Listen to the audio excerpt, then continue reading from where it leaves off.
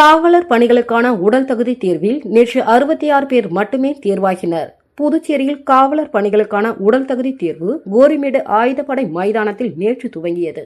முதல் நாளான நேற்று 500 பேர் அழைக்கப்பட்டதில் 279 பேர் மட்டுமே பங்கேற்றனர். 221 பேர் கலந்து கொள்ளவில்லை. நேற்று நடந்த உடல் தகுதி தேர்வு மற்றும் உடல் திறன் தேர்வுகளில் 279 பேரில் 66 பேர் மட்டுமே அடுத்த மாதம் நடைபெறவுள்ள எழுத்து தேர்விற்கு தகுதி பெற்றனர். இரண்டாம் நாளான இன்றைய தேர்விற்கு 750 பேர் அழைக்கப்பட்டுள்ளனர். புத்தாண்டு தினத்தில் புதுச்சேரி ராஜீவ்காந்தி அரசு மகளிர் மற்றும் குழந்தைகள் மருத்துவமனையில் 17 குழந்தைகள் பிறந்துள்ளது. புத்தாண்டு ஜனவரி 1ஆம் தேதி நள்ளிரவு 12 முதல் அடுத்த 24 மணி நேரத்தில் புதுச்சேரி ராஜீவ்காந்தி அரசு மகளிர் மற்றும் குழந்தைகள் மருத்துவமனையில் 10 பெண் குழந்தைகள், 7 ஆண் குழந்தைகள் உட்பட 17 குழந்தைகள் பிறந்துள்ளன. இதில் சில குழந்தைகள் சுகப்பிரசவமாகவும் சில சிசேரியன் முறையிலும் பிறந்துள்ளது. மேலும் ஜிப்மர் மற்றும் புதுச்சேரியில் உள்ள தனியார் மருத்துவமனைகளிலும் குழந்தைகள் பிறந்துள்ளது. கடந்த ஆண்டை போல இந்த ஆண்டும் பெண் குழந்தைகள் அதிக அளவில் பிறந்துள்ளன. புத்தாண்டையொட்டி கடந்த 3 நாட்களில் மட்டும் ரூபாய் 47 கோடிக்கு மது விற்பனை நடந்துள்ளது. இதன் மூலம் அரசுக்கு வரி வருவாய் அதிகரித்து உள்ளது. புதுச்சேரி என்றாலே மதுபானத்திற்கு பெயர் பெற்றதாகும். இங்கு பலவிதமான வெளிநாட்டு மதுபானங்கள் விற்பனை செய்யப்பட்டு வருகின்றது. இதற்காக வெளி மாநிலங்களில் இருந்து ஏராளமான மது பிரியர்கள் புதுச்சேரிக்கு வந்து மது குடிப்பது வழக்கம். சாதாரண நாட்களில் நாள் ஒன்றுக்கு ரூபாய் 8 கோடிக்கு மது விற்பனை நடைபெறும். வார இறுதி நாட்களில் அது சற்று உயரும். இந்நிலையில் புத்தாண்டை முன்னிட்டு தொடர் விடுமுறை என்பதால் சுற்றுலா பயணிகள் மது பிரியர்கள் கடந்த ஒரு வாரமாக புதுச்சேரியில் குவிந்தனர். இதன் காரணமாக மது விற்பனையும் அமோகமாக நடைபெற்றது. மது விற்பனை 2 மடங்காக உயர்ந்துள்ளது. அதாவது கடந்த 3 நாட்களில் மட்டும் ரூபாய் 47 கோடிக்கு மது விற்பனை நடந்துள்ளது. இதன் மூலம் அரசுக்கு வரி வருவாய் அதிகரித்துள்ளது. புதுச்சேரியில் கஞ்சா விற்பனையில் ஈடுபட்ட மருத்துவ கல்வி மாணவர் கைது செய்யப்பட்ட காவல்துறையினர் அவர்களிடம் இருந்து ரூபாய் 2.26 லட்சம் மதிப்பிலான கஞ்சாவை பறிமுதல் செய்தனர். புதுச்சேரி அரியாங்குப்பம் ஆர்கே நகரில் வாலிபர் மைதானத்தில் அருகே வாலிபர் ஒருவர் கஞ்சா விற்பதாக காவல்துறையினருக்கு தகவல் கிடைத்தது. அதன் பேரில் அரியாங்குப்பம் துணை காவல் ஆய்வாளர் முருகானந்தம் தலைமையில் காவலர்கள் விரைந்து சென்றனர். காவலரை கண்டதும் அங்கு நின்றிருந்த வாலிபர் ராயல் என்ஃபீல்ட் புல்லட்டில் தப்பி செல்ல முயன்றார். அவரை காவல்துறையினர் மடக்கி பிடித்து சோதனை செய்ததில் 1460 கிராம் கஞ்சாவை வைத்திருப்பது கண்டுபிடித்தனர். விசாரணையில் அவர் டெல்லியை சேர்ந்த விகாஷ் விஜ் மகன் லக்ஷ்ய விஜ் என்பதும் தனியார் மருத்துவக் கல்லூரியில் 3ஆம் ஆண்டு படித்து வருவதும் தெரியவந்தது. மேலும் அசாம் மாநிலத்தில் இருந்து அஞ்சல் துறை பார்சலின் மூலம் புதுச்சேரிக்கு வரவழைத்து விற்பனையில் ஈடுபட்டதும் தெரியவந்தது. இதனைத் தொடர்ந்து வழக்கு பதிவு செய்து மருத்துவக் கல்லூரி மாணவரை கைது செய்து புதுச்சேரி நீதிமன்றத்தில் ஆஜர்படுத்தி சிறையில் அடைத்தனர். அவர் விற்பனைக்கு வைத்திருந்த ரூபாய் 2.26 லட்சம் மதிப்புள்ள 1460 கிராம் கஞ்சா மற்றும் ராயல் என்ஃபீல்ட் புல்லட்டையும் பறிமுதல் செய்தனர். போலி மருந்து தொழிற்சாலை உரிமையாளருக்கு சாதகமாக செயல்பட்ட சபாநாயகர் செல்வத்தை பதவி நீக்கம் செய்ய வலியுறுத்தி நமது மக்கள் கழக தலைவர் நேரு தலைமையில் பொதுநல அமைப்பினர் கண்டன ஆர்ப்பாட்டத்தில் ஈடுபட்டனர். புதுச்சேரியில் போலி மருந்து உற்பத்தி வழக்கில் முக்கிய குற்றவாளி ராஜா, முன்னாள் IFS அதிகாரி சத்யசுந்தரம் உட்பட 26 பேர் கைது செய்யப்பட்டுள்ளனர். மேலும் இந்த வழக்கு CBI விசாரணைக்கு மாற்றப்பட்டுள்ளது. இதனிடையே முக்கிய குற்றவாளியான ராஜாவிற்கு சபாநாயகர் செல்வத்திற்கும் தொடர்பு உடையதாக எதிர்க்கட்சிகள் குற்றம் சாட்டியுள்ளன. இந்நிலையில் முக்கிய குற்றவாளி ராஜாவிற்கு உடனடியாக செயல்பட்ட சபாநாயகர் செல்வத்தை பதவி நீக்கம் செய்ய வலியுறுத்தி நமது மக்கள் கழக தலைவர் சட்டமன்ற உறுப்பினர் நேரு தலைமையில் பொதுநல அமைப்பினர் அண்ணா சிலை அருகே கண்டன ஆர்ப்பாட்டத்தில் ஈடுபட்டனர். இதில் தமிழர் களம், மாணவர் கூட்டமைப்பு, திராவிட விடுதலை கழகம் உட்பட பல்வேறு அமைப்புகளைச் சேர்ந்த 100க்கும் மேற்பட்ட நிர்வாகிகள் கலந்து கொண்டு சபாநாயகர் செல்வத்தை பதவி நீக்கம் செய்ய வலியுறுத்தி கண்டன உரையாற்றினர். மேலும் சபாநாயகரை பதவி நீக்கம் செய்த பிறகு CBI விசாரணை தொடர வேண்டும் என வலியுறுத்தினார். புதுச்சேரியில் கலை பண்பாட்டுத் துறையின் செயல்பாடு கவலை அளிக்கிறது என சாகித்ய அகாடமி விருது பெற்ற கலைஞர் இந்திரன் வேதனை தெரிவித்துள்ளார். புதுச்சேரி கடற்கரை சாலையில் கலை பண்பாட்டுத் துறையின் கட்டுப்பாட்டில் இயங்கி வரும் ஓவிய கூடத்தில் பாரதியார் பல்கலைக்கழக கூட மாணவர்கள் ஓவியர்களின் படைப்புகள் தற்பொழுது காட்சிப்படுத்தப்பட்டன. இக்கண்காட்சியை புதுச்சேரியின் மண்ணின் மைந்தரும் சாகித்ய அகாடமி விருது பெற்ற பிரபல எழுத்தாளரும் கலை விமர்சகருமான கலைஞர் இந்திரன் நேரில் பார்வையிட்டு மாணவர்களை உற்சாகப்படுத்தினார். அவருடன் பாரதி அறக்கட்டளை நிறுவனர் ராஜகோபால் சுவாமி மற்றும் கவிஞர் வசந்தகுமரன் ஆகியோர் உடனிருந்தனர். மாணவர்களின் படைப்பாற்றலை பாராட்டிய கலைஞர் இந்திரன் பின்னர் செய்தியாளர்களிடம் பேசுகையில், கலைமாமணி, தமிழ் மாமணி, தெலுங்கு ரத்னா மற்றும் மலையாள ரத்னா போன்ற விருதுகளை தேர்வு செய்து வழங்குவது மட்டுமே ஒரு துறையின் முழுமையான பணியாகிவிட முடியாது. குறிப்பாக இந்த விருதுகளின் தேர்வில் வெளிநாடுகள் மற்றும் வெளி மாநிலங்களில் வசிக்கும் புதுச்சேரியின் மண்ணின் மைந்தர்கள் முற்றிலும் புறக்கணிக்கப்பட்டது மிகவும் ஆபத்தானது. இந்த விருதுகளுக்கான தேர்வு முறைகளே இன்று பெரும் சந்தேகத்திற்குள்ளாகி உள்ளது. இளம் எழுத்தாளர்கள் மற்றும் கலைஞர்களை ஊக்கப்படுத்த தவறிய தற்போது நிலை மாற்றி உடனடியாக அரசு தலையிட வேண்டும். புதுச்சேரி கலைஞர்களின் படைப்பாற்றுகளை தொடர்ந்து வெளி மாநிலங்களிலும் சர்வதேச அளவிலும் கொண்டு செல்ல தேவையான ஆக்கப்பூர்வமான நடவடிக்கைகளை துறை எடுக்க வேண்டும் என அவர் வலியுறுத்தினார். புதுச்சேரி மாநிலம் ஊசுடு தொகுதி தொண்டமானத்தம் கலாம் இளைஞர் இயற்கை பாரத சங்கத்தின் 5ஆம் ஆண்டு விழா மற்றும் பொங்கல் விழா போட்டிகள் துவக்க விழா நடைபெற்றது. மாணவர்கள் மற்றும் மகளிருக்கான ஓவியம், கைவினை, கோலப்போட்டி மற்றும் வண்ணம் தீட்டுதல் உள்ளிட்ட போட்டிகள் நடைபெற்றது. இதில் 100க்கும் மேற்பட்ட மாணவர்கள் கலந்து கொண்டனர். போட்டியினை தொண்டமானத்தம் முன்னாள் பஞ்சாயத்து தலைவர் மனோகரன் மற்றும் சங்க மூத்த உறுப்பினர்கள் பச்சையப்பன், பாரதி, ஓவிய ஆசிரியர் கார்த்திக், புதுவை சுடர் சிவகுமார், விஜயலட்சுமி ஆகியோர் வாழ்த்துரை வழங்கி துவக்கி வைத்தனர். போட்டியில் வெற்றி பெற்ற மாணவர்களுக்கு மாட்டு பொங்கல் அன்று நடைபெறும் கலை நிகழ்ச்சி மற்றும் பரிசளிப்பு விழாவில் ஊசுடு தொகுதி சட்டமன்ற உறுப்பினர் சாஜே சரவணகுமார் அவர்களின் பொற்கரங்களால் பரிசுகள் வழங்கி பாராட்டப்படுவர். விழாவிற்கான ஏற்பாட்டினை தொண்டமானத்தம் கலாம் இளைஞர் இயற்கை பாரத சங்கத்தினர் சிறப்பான முறையில் செய்திருந்தனர். ஏன்ஷியன் புதுச்சேரி போட்டோ வீடியோகிராபர் நலசங்கம் நடத்தும் 14ஆம் ஆண்டு கிரிக்கெட் போட்டி நடைபெற்றது. புதுச்சேரி மாநிலம் ஏசியன் போட்டோகிராபர் வீடியோகிராபர் நலசங்கம் சார்பாக ஆண்டுதோறும் நடத்தப்படும் கிரிக்கெட் போட்டி இந்த ஆண்டு மொரட்டாண்டியில் துவங்கியது. இதில் முதல் ஆட்டத்தில் சங்கத்தின் தலைவர் ரஞ்சித்குமார் டாஸ் போட்டு துவக்கி வைத்தார். கிரிக்கெட் போட்டி துவக்க விழாவில் தலைவர் ரஞ்சித், செயலாளர் ஜோசப் பிலிப், பொருளாளர் கோபால், கௌரவ தலைவர் மாரிமுத்து, கங்காதரன், துணைத் தலைவர் அருள்ஜோதி, எஸ்ஆர்எம் ராமலிங்கம், இணை செயலாளர் ராணி ஸ்டுடியோ பாலு, அக்பர் அலி, கிரிக்கெட் நிர்வாக குழு அல்போன்ஸ், மோகன் மிக்சிங், கார்த்திக், கேசவன், மோகன், விமல் மற்றும் புகைப்பட கலைஞர்களும் வீரர்களும் கைகுலுக்கி முதல் ஆட்டத்தை துவக்கி வைத்தனர். ராஜேஷ் தலைமையிலான ஃபென்டாக்ஸ் அணியும் வரதன் தலைமையிலான சோனி அணியும் விளையாடினர். முதலில் விளையாடிய ராஜேஷ் தலைமையிலான ஃபென்டாக்ஸ் அணி முதல் போட்டிகளை தேர்வு செய்து 14 ஓவர்களில் 91 ரன்கள் எடுத்த பின்னர் விளையாடிய வரதன் தலைமையிலான சோனி அணி 14 ஓவர் முடிவில் 83 ரன்கள் எடுத்தனர்.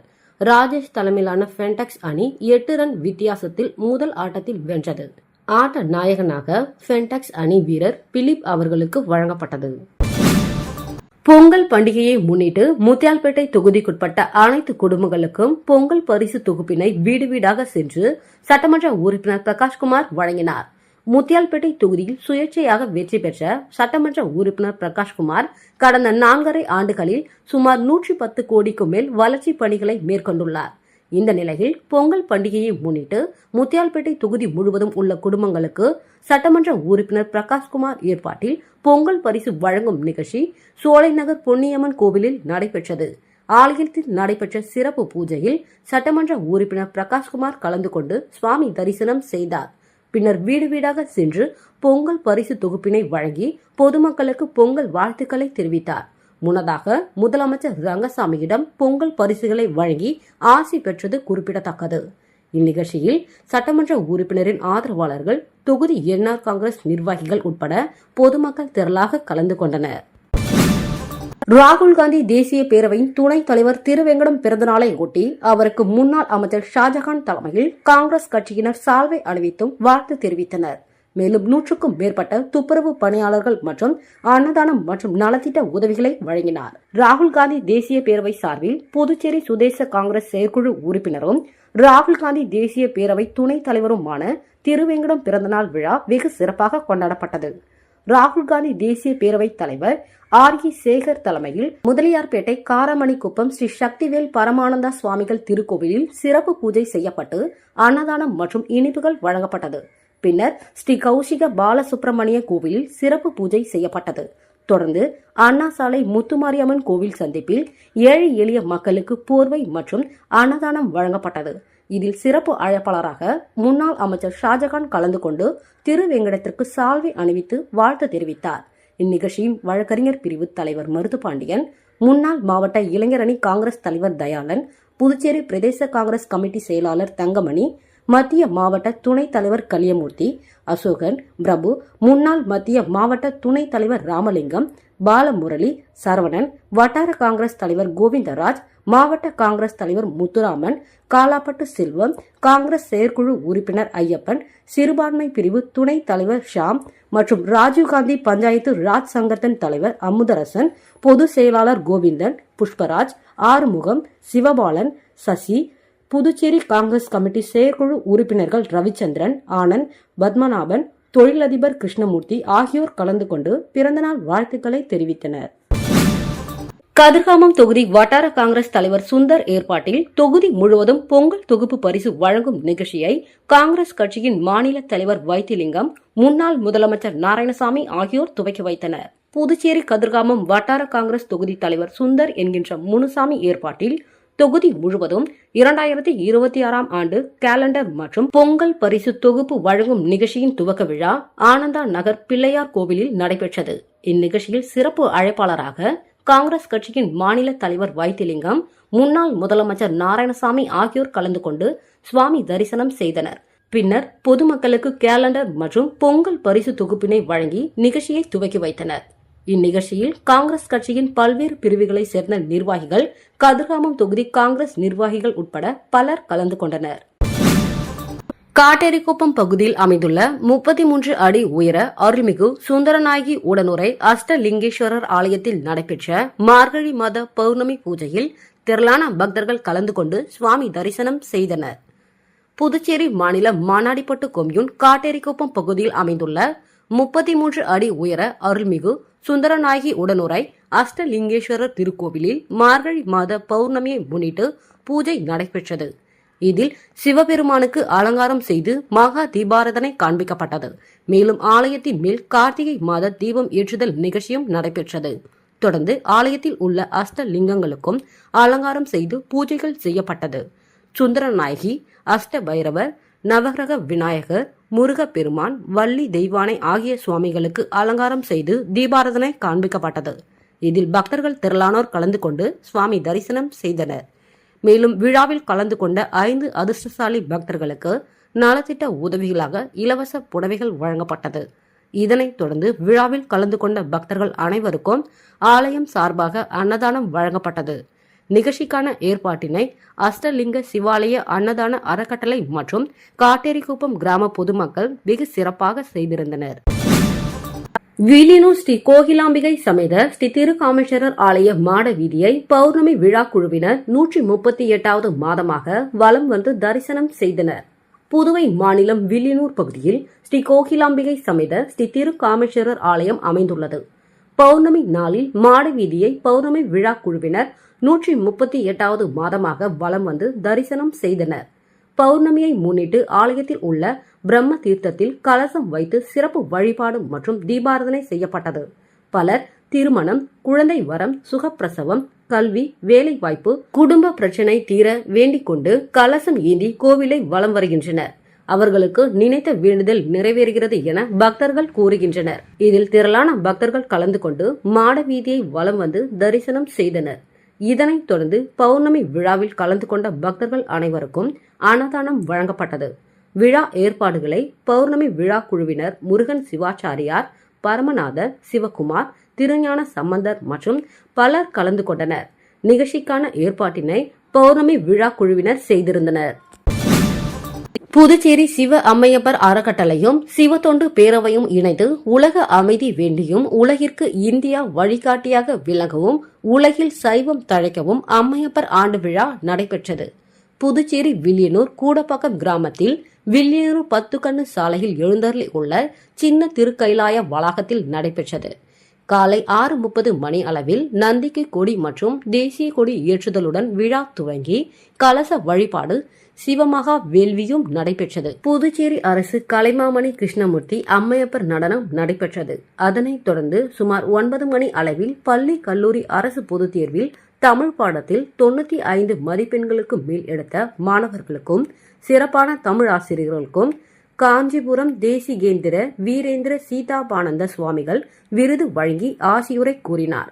மேலும் 10 மணி அளவில் திருவாசகம் முற்றுறுதல் எழுதி முடித்த அன்னர்கள் பெருமைப்படுத்தப்பட்டு திருத்தேர் திருவலம் நடைபெற்றது. 1008 ருத்ராட்சம் விரும்பி அணிந்து கொள்ளும் அனைவருக்கும் இலவசமாக அணியப்பட்டது. அதனைத் தொடர்ந்து சுமார் 50க்கும் மேற்பட்ட சிவனடியார்களின் இட்டலிங்க ஆத்மலிங்க பூஜையும் நடைபெற்றது. குருநாத உபதேசம் செய்தார். அடியார்களிடமும் குருநாதரிடமும் மக்கள் அனைவரும் ஆசி பெற்றனர். மதியம் சுவையான உணவு அன்னதானம் நடைபெற்றது. பிற்பகல் முதல் நிகழ்ச்சியாக 2 மணி அளவில் புதுச்சேரி கோகுலம் கலைக்குழுவும் ஆர்ட் கலை படைப்பாளர் குழுவும் இணைந்து வழங்கிய ஏனாதி நாதர் மேடை நாடகமும் பாட்டு கச்சேரியும் நடைபெற்றது. மாலை 3 மணி அளவில் சைவ சான்றோர் பேரவை நிகழ்ச்சியில் நமது நாட்டின் தேசியம், தமிழ் கலை, ஆன்மீகம் ஆகிய துறைகளில் சிறப்பான சேவை செய்பவர்களை பாராட்டி ஜவஹர் கல்வி கல்லூரி தாளாளர் அன்பரசி ஜெயக்குமார் வாழ்த்துரை வழங்க புதுச்சேரி சட்டப்பேரவை சபாநாயகர் ஏம்பலம் செல்வம் அவர்கள் சின்ன கைலாய தல வரலாறு நூலை வெளியிட்டு சிறப்புரை ஆற்றி விருதுகள் மற்றும் பாராட்டு சான்றிதழ்களை வழங்கினார். தமிழ்நாடு, கர்நாடகா, இலங்கை போன்ற பகுதிகளில் இருந்து சாதனையாளர்கள் இந்த நிகழ்ச்சியில் கலந்து கொண்டனர். சின்ன திருக்கைலாயத்திற்கு சிறப்பு வழிபாடு செய்து விழா இனிதே நிறைவுற்றது. விழாவிற்கான ஏற்பாட்டினை சிவ அம்மையப்பர் அறக்கட்டளை நிறுவனர் சிவஞானியார் அவர்களும் சிவத்தொண்டு பேரவை செயலாளர் நாகராஜன் அவர்களும் புதுச்சேரி ரெட்டியார்பாளையம் ஸ்ரீ சீரடி மகாராஜா சாய்பாபா ஆலயத்தில் ஆங்கில புத்தாண்டு விழா சிறப்பாக நடைபெற்றது. ரெட்டியார்பாளையம் நியூ பைபாஸ் ரோட்டில் அமைந்துள்ள ஸ்ரீ சீரடி மகாராஜா சாய்பாபா ஆலயத்தில் நடைபெற்ற ஆங்கில புத்தாண்டு விழாவில் ரெட்டியார்பாளையம் தியாகுப்பிள்ளை நகரை சேர்ந்த சுகுதேவ் குடும்பத்தினர் உபயத்தில் விநாயகர், முருகன் மற்றும் சாய்பாபா தெய்வங்கள் சிறப்பு சந்தனக்காப்பு அலங்காரத்துடன் காட்சி அளிக்கப்பட்டது. தொடர்ந்து சாய்பாபா சிறப்பு பல்லாக்கு ஊர்வலம் நடைபெற்றது. மதியம் சிறப்பு ஆராத்தி, சிறப்பு அன்னதானத்தில் உழவர்கரை சமூக சேவகர் சரவணன் கலந்து கொண்டு அன்னதானம் வழங்கினார். இதில் திரளான பக்தர்கள் கலந்து கொண்டு சுவாமி தரிசனம் செய்தனர். நிகழ்ச்சிக்கான ஏற்பாட்டினை ஆலய நிர்வாகி ரங்கநாதன் தலைமையில் நிர்வாக குழுவினர் செய்திருந்தனர். புதுச்சேரி குருமாம்பேட் பகுதியில் எழுந்தருளி உள்ள ஸ்ரீ யோக மாயா லலிதாம்பிகை ஸ்ரீ மகா சாம்ராஜ்ய லலிதாம்பிகை ஆலயத்தில் மார்கழி மாத பௌர்ணமியை முன்னிட்டு லலிதாம்பிகை அம்மனுக்கு மகா அபிஷேகம் மற்றும் மகா தீபாராதனை நடைபெற்றது. இதில் திரளான பக்தர்கள் பங்கேற்று அம்மனை வழிபட்டு சென்றனர். புதுச்சேரி குருமாம்பேட் பகுதியில் அமைந்துள்ள ஸ்ரீ யோக மாயா லலிதாம்பிகை மற்றும் ஸ்ரீ மாயா சாம்ராஜ்ய லலிதாம்பிகை கோவிலில் மார்கழி மாத பௌர்ணமியை முன்னிட்டு ஸ்ரீ லலிதா மகா யாகம் நடைபெற்றது. தொடர்ந்து ஸ்ரீ மகா சாம்ராஜ்ய லலிதாம்பிகை மற்றும் ஸ்ரீ யோக மாயா லலிதாம்பிகைக்கு பால், தயிர், சந்தனம், திருநீர், திருமஞ்சனம், குங்குமம் உள்ளிட்ட பல்வேறு வாசனைய திரவியங்கள் கொண்டு மகா அபிஷேகம் செய்யப்பட்டு தொடர்ந்து யாகசாலையில் வைக்கப்பட்ட கலச நீர் கொண்டு அம்மனுக்கு சிறப்பு அபிஷேகம் செய்யப்பட்டது. தொடர்ந்து அலங்கரிக்கப்பட்ட உற்சவருக்கு தீபாராதனை காண்பிக்கப்பட்டது. ரோஸ் வண்ண பட்டு புடவையில் அலங்கரிக்கப்பட்ட ஸ்ரீ மகா சாம்ராஜ்ய லலிதா மற்றும் ஸ்ரீ யோக மாயா லலிதாம்பிகைக்கு சகஸ்கர நாமம் பாடப்பட்டு மகா தீபாராதனை காண்பிக்கப்பட்டது. இதில் பக்தர்கள் பலரும் கலந்து கொண்டு லலிதாம்பிகை அம்மனை வழிபட்டு சென்றனர். இதற்கான ஏற்பாடுகளை ஆலய நிர்வாகி மகேஸ்வர சாஸ்திரிகள் மற்றும் பக்தர்கள் சிறப்பாக செய்திருந்தனர். லட்சிய ஜனநாயக கட்சி ஆட்சிக்கு வந்தால் இலங்கை கடற்படையினரால் மீனவர்கள் கைது செய்யப்படும் பிரச்சினைக்கு நிரந்தர தீர்வு காணப்படும் என அக்கட்சியின் தலைவர் ஜோ சார்லஸ் மார்டின் உறுதி அளித்துள்ளார்.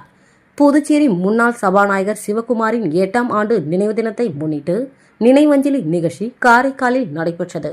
முன்னாள் சபாநாயகர் சிவகுமாரின் மகனும் சமீபத்தில் லட்சிய ஜனநாயக கட்சியில் இணைந்தவருமான மனோகரன் ஏற்பாட்டில் நடைபெற்ற நிகழ்ச்சியில் லட்சிய ஜனநாயக கட்சி தலைவர் ஜோ சார்லஸ் மார்டின் கலந்து கொண்டு மறைந்த சிவகுமாரின் உருவப்படத்திற்கு மெழுகுவர்த்தி ஏற்றி மலர் தூவி மௌன அஞ்சலி செலுத்தினார். தொடர்ந்து நடைபெற்ற நலத்திட்ட உதவிகள் வழங்கும் நிகழ்ச்சியில் 2000க்கும் மேற்பட்ட பெண்களுக்கு சேலை, 2026ஆம் ஆண்டிற்கான நாள்காட்டி, மதிய உணவு உள்ளிட்ட நலத்திட்ட உதவிகளை லட்சிய ஜனநாயக கட்சி தலைவர் ஜோ சார்லஸ் மார்டின் வழங்கினார். நிகழ்ச்சியில் லட்சிய ஜனநாயக கட்சியின் மண்டல பொதுச் செயலாளர்கள் சுரேஷ், அப்துல் பாஷித், முகமது நிகழ்ச்சியில் லட்சிய ஜனநாயக கட்சியின் மண்டல பொதுச் செயலாளர்கள் சுரேஷ், அப்துல் பாஷித், மாநில செயலாளர் முருகானந்தம் உள்ளிட்ட கட்சி நிர்வாகிகள், தொண்டர்கள் மற்றும் 3000க்கும் மேற்பட்டோர் கலந்து கொண்டனர். தொடர்ந்து நிகழ்ச்சியில் பேசிய லட்சிய ஜனநாயக கட்சி தலைவர் ஜோஸ் சார்லஸ் மார்டின், நான் அரசியலுக்கு வந்த ஒரே நோக்கம் மக்களுக்கு நல்லது செய்வதே. அரசியலில் சம்பாதிக்க வேண்டும் என்ற எண்ணம் எனக்கு இல்லை. இன்றைய அரசியல் தலைவர்கள் தேர்தல் களங்களில் மட்டுமே மக்களை சந்திக்கின்றனர் என்று கூறினார். மேலும் காரைக்கால் மாவட்டத்தை, புதுச்சேரியை ஆண்டவர்கள் தொடர்ந்து புறக்கணித்து வருகின்றனர்.